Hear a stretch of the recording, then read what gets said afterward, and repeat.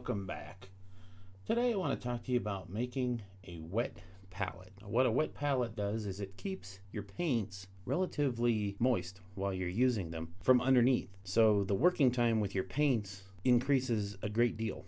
It's a really handy thing to have, and if you're not using one, I highly recommend you go out and grab one. I found a really quick way to make one was to use the Citadel containers where like the turfs and the grasses come in, because they're nice small containers. A paper towel will fold up real nice inside of them, and they're just about the right size, and they have a pretty good seal. And that's really all you need, is a nice flat container that will have a good seal against air. Everybody's seen the regular little well palettes that are out there, and they're very handy, and they're good for doing a lot of things. If you know you're going to go through a large amount of paint, you'll probably want to use one of those. If you're making a lot of little custom mixes, you might want to use one of those. So they have their place too, but the wet palette really does help out in making your paints last a heck of a lot longer. Even if you have to come back to them the next day or 2 days from now and start painting again, you can actually use that same glob of paint that you were using before, and it's just the same as it was when you left it.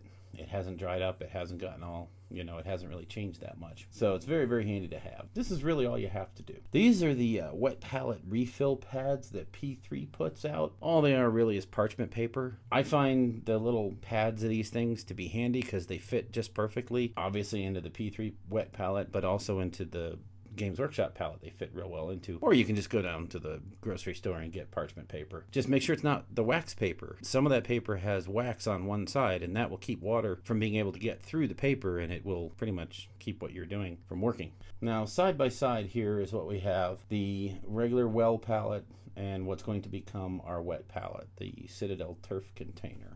This right here, this little box, is baby diaper wipes. You might wonder why you want baby diaper wipes in this. Well, let me tell you. The reason you want baby diaper wipes is because these things have alcohols and other things in it that kill bacteria. Now, if you're going to be leaving a wet palette for a couple of days, a week, a month, who knows, bacteria builds up inside of them just from being around, and it can get to smelling pretty funky. If you have one of these in the very bottom, the small amount of alcohols and whatever it is that kills germs in there actually helps take care of that bacteria, and it keeps your stuff from smelling real bad. I would suggest going out. I got these at the dollar store for, guess what, $1. And you get 40 wipes. You use one every time you change the pads. So one of these things will last you months. So easy investment. And the only other thing you need is Scott towels. I like to get the little half sheets because I fold them up, as you can see. In the container already is the baby diaper wipe, and I'm just folding up the Scott towels to put inside there. I have to cut off a little bit to get it to fit perfectly. You have to cut a little bit of the end off. But after you got a couple layers of paper towel in there, just soak it with your H2O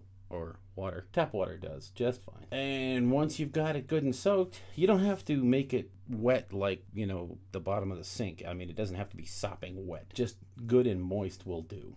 And then you take your parchment paper that you either ripped off your pad or pulled from the sheet that you bought at the grocery store, cut it to fit, and shove it down into the hole. Now, when it's first getting wet, it'll start to curl up a bit, and you can kind of see where it tries to curl up and you have to push it back down again. But once the water takes hold and it starts, the whole piece of paper gets moist, it stops curling like that. And there you have it with the lid on. That's your wet palette.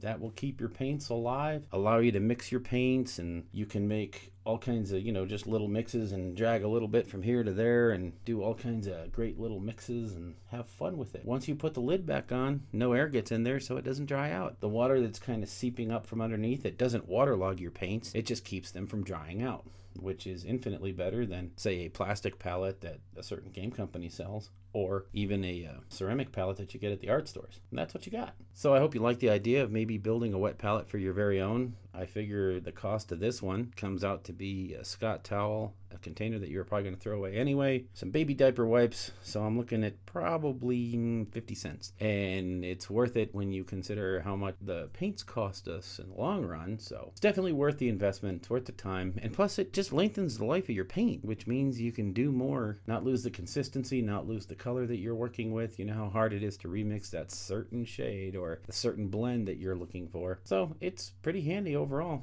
I'd say look into one if you haven't done it already. And if you have looked into some already, believe me, you can build this one for like next to nothing. Take care, guys, and we'll see you next time. Have fun.